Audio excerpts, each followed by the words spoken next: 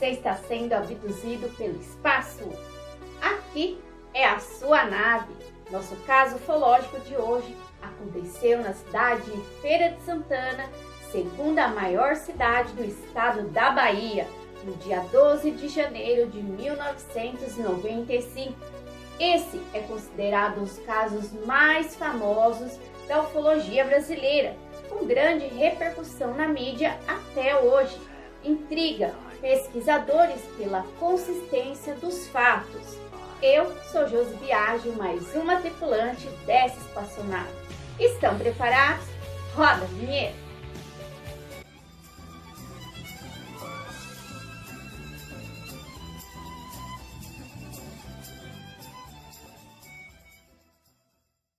(12 de janeiro de 1995). Interessante caso de queda de OVNI ocorrida em uma zona rural de Feira de Santana, Bahia. Os pesquisadores Alberto Romero, do Grupo de Pesquisas Aeroespaciais Zenit, e Emanuel Paranhos, da Sociedade de Estudos Ufológicos de Lauro Freitas, ambos localizados na Bahia, receberam uma inusitada correspondência. Ela dava conta de que, na madrugada de 12 de janeiro de 1995, o fazendeiro conhecido como Beto Lima estava caçando tatu quando encontrou um objeto dentro de uma lagoa em sua fazenda. Vejamos o que dizia a carta. Através dessa carta, dirigida à emissora de televisão SBT de São Paulo e ao jornal À Tarde de Salvador, Bahia, os senhores poderão avaliar, através de seu corpo de jornalistas ou por outros meios, a verdade de que afirma. Infelizmente, não posso assinar, nem me identificar como verdadeiramente gostaria, por fortes razões pessoais e profissionais, já que sou militar ainda na ativa. Principal razão do meu anonimato na grave denúncia que estou fazendo. Fiquei impressionado com a série de reportagens apresentadas através do SBT, no programa do apresentador Carlos Massa, vulgo Ratinho. Confesso que antes não levava muito a sério o assunto, mas diante das declarações feitas por outros militares, senti-me encorajado a fazer isso.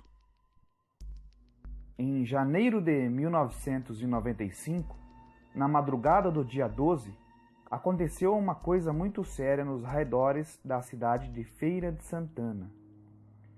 Houve um enorme apagão que deixou às escuras toda a região e, pelo que soube através de amigos, atingiu até a fronteira com o estado do Sergipe.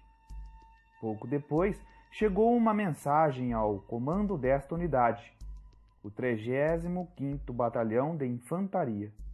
E, aproximadamente às 5h30 da manhã, depois de terem sido canceladas todas as folgas, saímos em 3 caminhões rumo ao interior. Alguma coisa tinha acontecido numa fazenda das redondezas e, pelo que rodamos, imagino ser algo em torno de 20 a 25 quilômetros da cidade. Não sabíamos exatamente do que se tratava. Quando lá chegamos, pensamos que tivesse sido um rebate falso, já que tudo estava calmo. Não havia fumaça que indicasse um grande incêndio do pasto ou a queda de um avião, nem curiosos. Foi então que percebemos o nervosismo do comandante, que sem dúvida sabia do que se tratava. Ele se encaminhou à casa da fazenda, que estava fechada, e logo depois apareceu um empregado. O chefe perguntou rapidamente alguma coisa e o homem passou-se em atendê-lo. Estávamos com roupa de campanha, totalmente equipados e armados com munição de guerra. O comandante pediu para abrir a casa e logo foi gritando para alguns soldados e oficiais o seguirem. Vasculharam rapidamente toda a residência e logo saíram correndo. Com a primeira vista, pareceu-me ser um bicho preguiça, que se debatia debilmente nos braços que o seguravam. estranhando a expressão de pavor ou nojo do soldado. Atrás dele, outro carregava o que parecia ser uma criança de 6 ou 7 anos, bem franzina, possivelmente morta. Ambos os corpos foram rapidamente colocados na carroceria de um dos caminhões, assim como alguns pedaços de metal brilhante. Quando iam sendo colocados em sacos de lona plástica, um dos soldados fez sinal da cruz e, junto com um palavrão, exclamou: "São bichos de outro mundo." Então me aproximei e um companheiro visivelmente nervoso sinalizou, apontando seu fal para a criatura. Arrepiei-me todo. Nunca tinha visto nada igual. O preguiça gemia e se contorcia, procurando ajuda, já que estava bastante ferido. E assim de perto dava para ver que não era um bicho preguiça, coisa nenhuma. Mas cadê a coragem para tocá-lo? Ou era, ao meu ver, mais assustador, porque seu rosto parecia mais ou menos com uma de uma criança recém-nascida ou coisa assim. Mas era diferente, chegando a lembrar estas que morreram de fome e com os olhos muito grandes. Entretanto, era grande demais para ser um recém-nascido, já que media, pelos meus cálculos, perto de 1 metro. Não pude seguir observando, porque o comandante chamou a todos, menos 2 que ficaram guardando os corpos, para irmos até uma lagoa próxima, onde vimos algo parecido como um pequeno carro, parcialmente afundado junto à margem. Então puxamos para fora, o que foi fácil demais, porque era muito leve. Quase não nos atrevíamos a falar, e nossa comunicação era silenciosa, através de gestos. Nesse instante, chegaram 2 veículos e vários indivíduos à paisana, junto com 2 ou 3 oficiais da Marinha. Não me lembro bem, e se reuniram separadamente com o nosso comandante. Alguém cochichou que era do Serimar, Serviço Secreto da Marinha, ou Senimar, Centro de Informações da Marinha, e acabaram tomando conta da operação. Pelo menos foi o que me pareceu. O objeto foi carregado em outro caminhão, onde também subiram 2 dos que estavam à paisana e um dos oficiais da Marinha. Não saímos dali sem antes os chefes encostarem o peão na parede e muito provavelmente dar uma grande prensa no coitado. Antes de despontar para a estrada, paramos por alguns minutos até chegar um caminhão tipo baú, sem nenhuma identificação, onde colocamos o objeto. Logo a seguir, um helicóptero pousou rapidamente para carregar os corpos. Ao retornar ao quartel, fomos encaminhados para uma reunião com o comandante, na qual fomos instruídos e coagidos para guardar sigilo absoluto sobre os acontecimentos, por se tratar de algo referente à segurança nacional. Caso contrário, ficaríamos sujeitos às penalidades cabíveis. Sinto não poder dar maiores detalhes, mas por enquanto isso é impossível, já que qualquer informação que revelar pode denunciar minha identidade aos meus superiores. Só posso acrescentar que esta operação, não sei se houve alguma anterior a esta, serviu como padrão para a deflagrada no caso Varginha, ocorrida em Minas Gerais, já que os procedimentos foram idênticos e a grande falha aí foi ter envolvido outras pessoas e instituições que acabaram facilitando o trabalho dos jornalistas e pesquisadores no assunto, o que aqui não aconteceu. Sinto-me melhor depois de escrever isso, não por ter quebrado o meu juramento, mas depois de saber de vários outros militares lá em Minas Gerais que decidiram falar com os pesquisadores sobre o assunto. Pensei bastante e achei que seria muito mais correto e honesto fazer o que fiz e desejar que os outros sigam meu exemplo. A única coisa que me preocupa, depois de que soube, é a saúde dos companheiros que pegaram umas criaturas e destroçaram. Em Minas morreu um soldado. Infelizmente, nunca mais soube nada a esse respeito e se soubesse não poderia falar. Assinado um soldado brasileiro.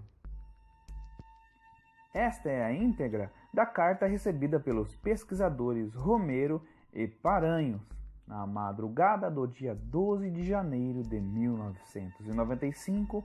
O fazendeiro conhecido como Beto Lima estava caçando tatu quando encontrou um objeto dentro de uma lagoa de sua fazenda.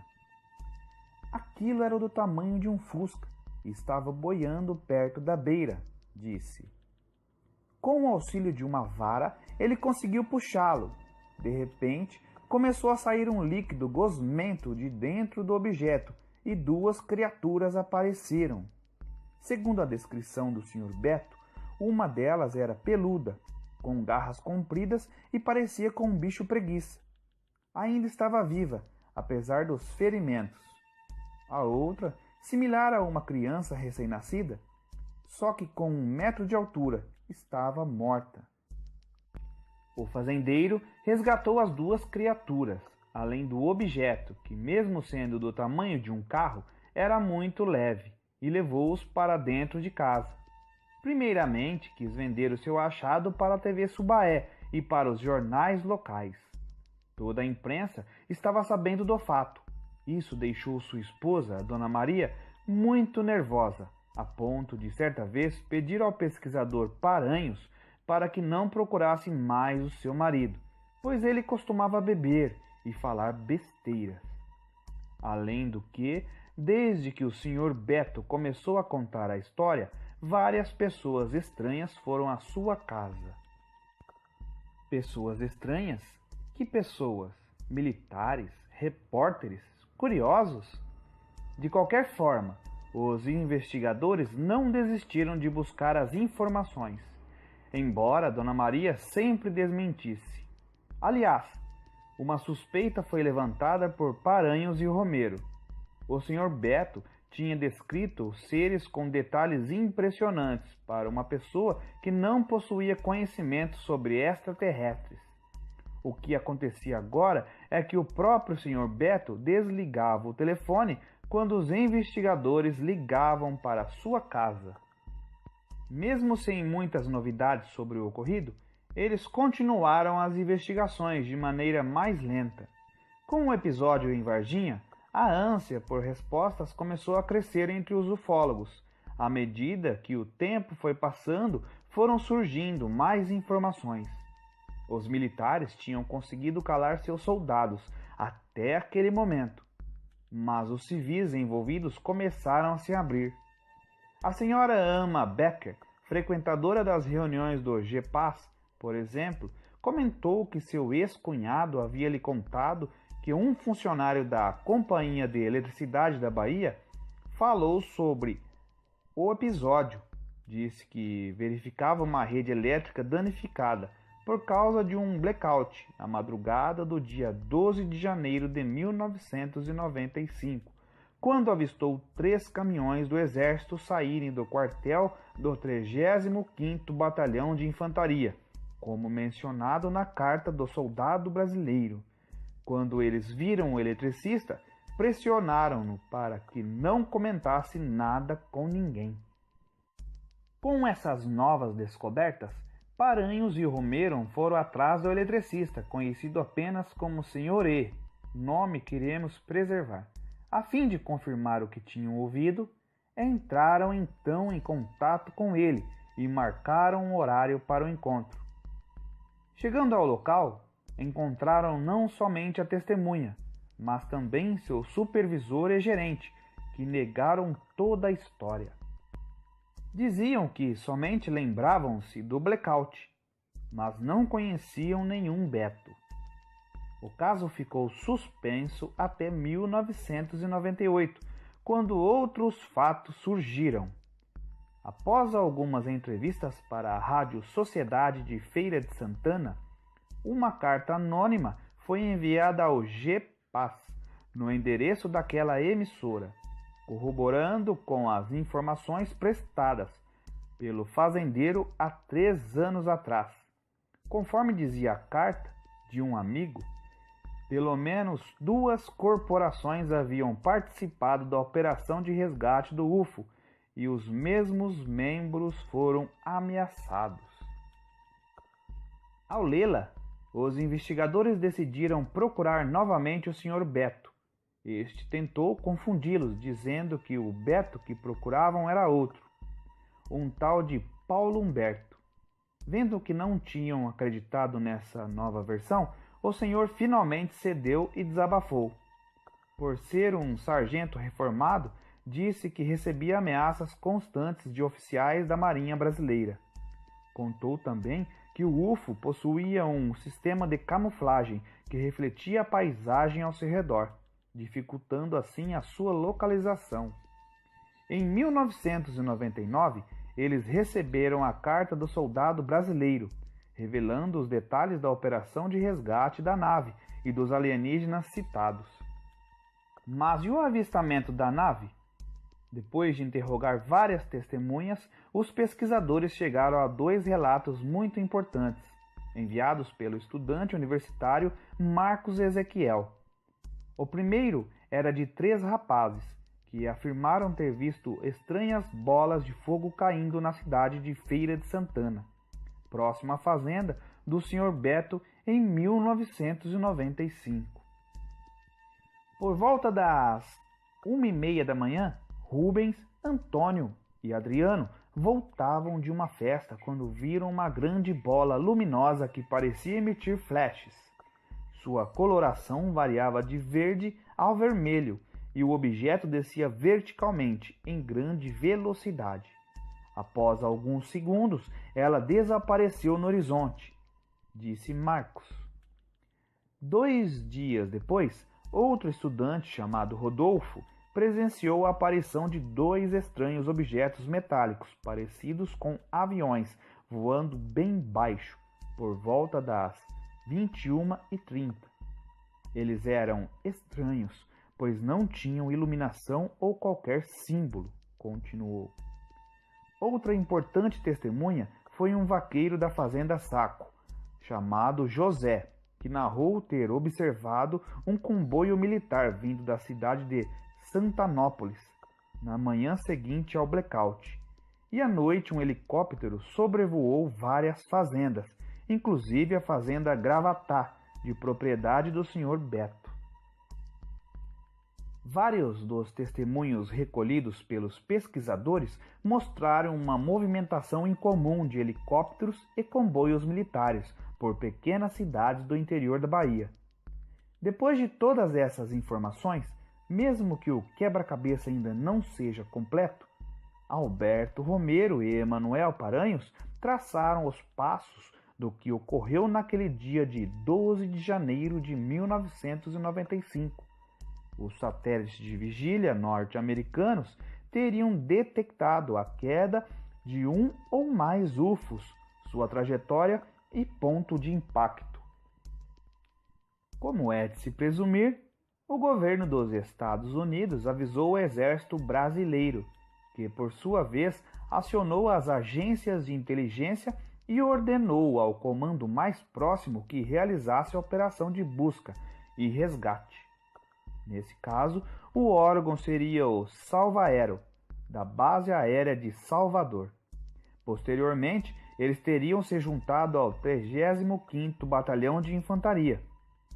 Pode ter havido outro resgate naquela mesma manhã, já que testemunhas próximas à Lagoa Barreca viram soldados indo naquela direção. No entanto, esse poderia ser o início da operação de recolhimento dos destroços do UFO. Daí a possível explicação para que o constante sobrevoo de helicópteros na região. Já as 2 criaturas teriam sido encontradas na Lagoa Genipapinho, na fazenda Gravatá, e o Beto teria dado falsas informações para que os ufólogos pensassem que tudo tinha ocorrido na fazenda do Humberto, na Lagoa Berreca. O envolvimento da Marinha Brasileira ficou tão explícito na carta do soldado brasileiro e a partir de um alerta que Beto teria recebido dos seus ex-companheiros de farda. A Marinha teria levado os corpos para a base naval de Aratu. As investigações continuam e a verdade um dia vai aparecer. Mas e você?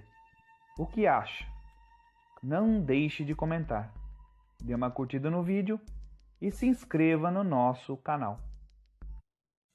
Mas antes de você voltar para a Terra, deixe seu comentário. Você já conhecia o caso Feira de Santana? O que você acha? Seria mesmo uma nave alienígena que caiu nessa região em 1995? Deixe seu comentário. Ele é muito importante para o entendimento. Até a próxima abdução. Esteja atento. Eu sou Josi Biagio, da Nave Espaço.